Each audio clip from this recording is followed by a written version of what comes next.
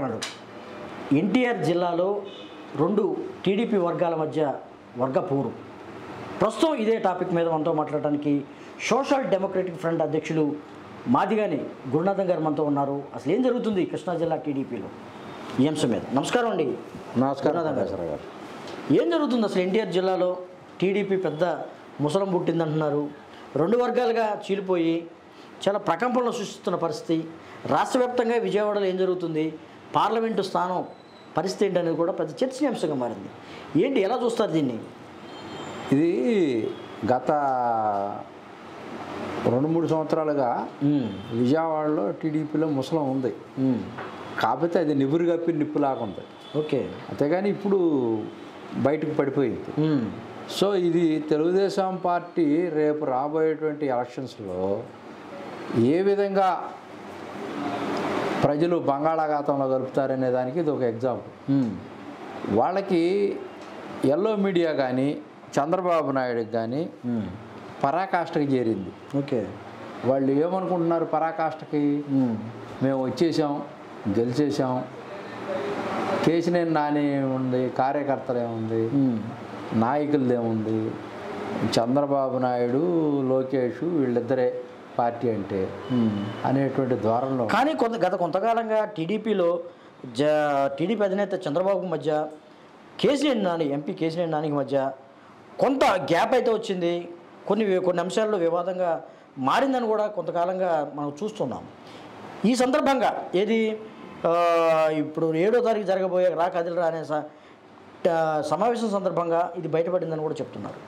వాస్తవం ఎంతంటారు? అది last Tata company Ratan Tata వచ్చిన దగ్గర నుంచి కూడా తను అభివృద్ధి పదం వైపు దూసుకెళ్తున్నాడు కేసినేని నాని ఈ 7 నియోజకవర్గాల్లో. ఓకే.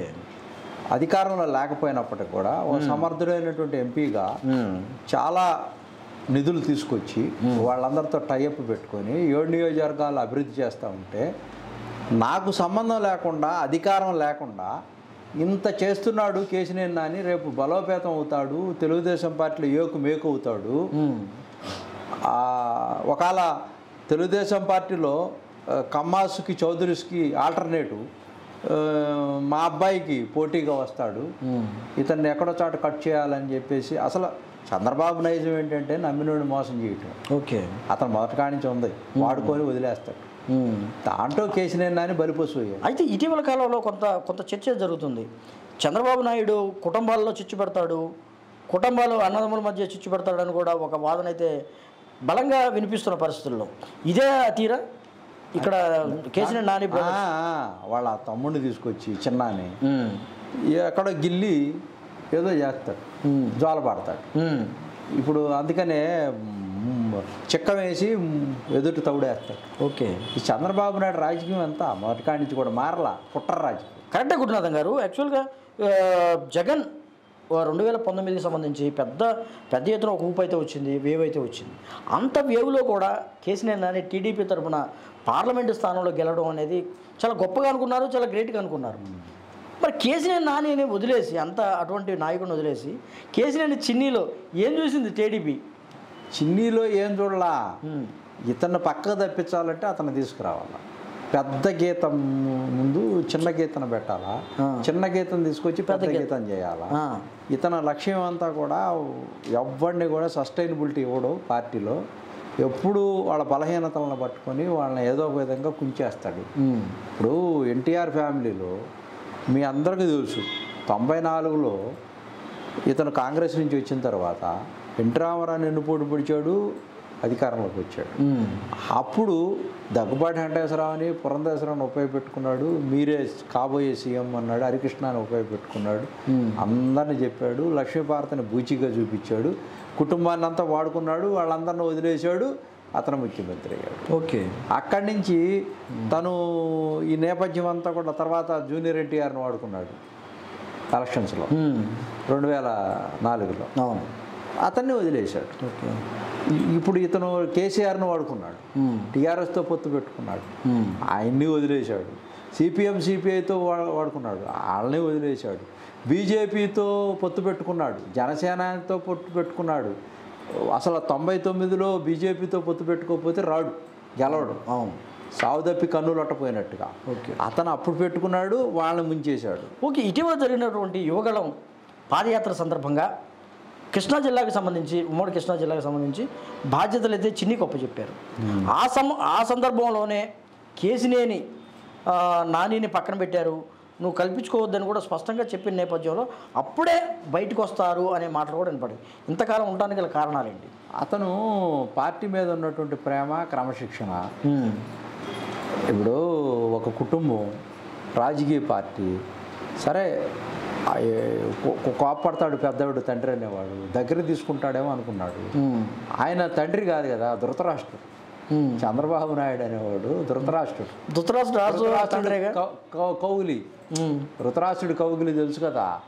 కొడుకుని దుర్యోధనుడిని కౌగిలిలో తీసుకొని వేరే దుర్బుద్ధితో అవును అతన్ని చంపేద్దాం, హతమారుద్దాం అనుకొని కౌగిలించుకోవటం కోసం భీముడు.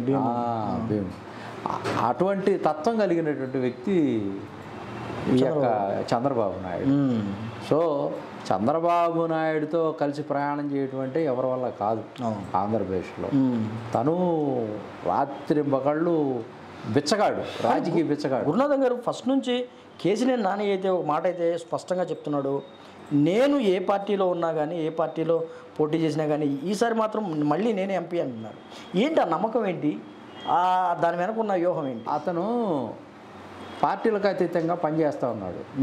నిన్న కూడా కొన్ని రోడ్లు కేంద్రం నుంచి శాంక్షన్ చేయించుకొచ్చి మరి మైలవరం ఎమ్మెల్యేతో కలిసి ఇద్దరు కలిసి ప్రయాణం రెండు నందిగామంలో కూడా పోయినసారి కలిసి ఎమ్మెల్యే గారు వైసీపీ తెలుగుదేశం కలిసి ఇర్రెస్పెక్ట్ ఆఫ్ పార్టీ కొన్ని అభివృద్ధి కార్యక్రమాలు చేస్తూ ఉన్నాడు. మరి అతను నేపథ్యం ఏంటంటే, పని చేశాను, నమ్మకం ఉంది, నేను ఇండిపెండెంట్గానే ప్రజలు ఆదరిస్తారు ఈ ప్రాంతంలో, పార్టీ కాదు ఇక్కడ ముఖ్యం. చంద్రబాబు నాయుడు చూసి ఎవరు ఓట్లేలా, చంద్రబాబు నాయుడు చూసి ఓట్లేస్తే వాళ్ళ అబ్బాయి మంగళగిరిలో గెలిచేవాడు కదా. అందువల్ల అతను చూసి వేయట్లేదు. తప్పకుండా నేను మళ్ళీ రేపు రాబోయేటువంటి రోజుల్లో విజయవాడ ప్రజలు నన్ను ఆశీర్వదిస్తారనేటువంటి నమ్మకం తనలో. కానీ కేసీఆర్ నానికి మళ్ళీ గెలుస్తారనే నమ్మకం ఉంది. మామూలుగా అదొక వ్యూహంతో వెళ్తున్నాడు ఆయన. కానీ తెలుగుదేశం ఇక్కడ చాలా మార్జిన్గా, పోయినసారి చాలా మార్జిన్గా 8,000 ఓట్లు ఎన్నో గెలిచారు. ఈసారి గెలవడేమో అనే ఒక ఆలోచనతోనే ఇతన్ని వదులుకునే అవకాశాలు చూస్తుందంటారు. గెలవడనేది కాదు, అసలు ఎవరు గెలవరు విజయవాడ పార్లమెంట్లో ఈసారి.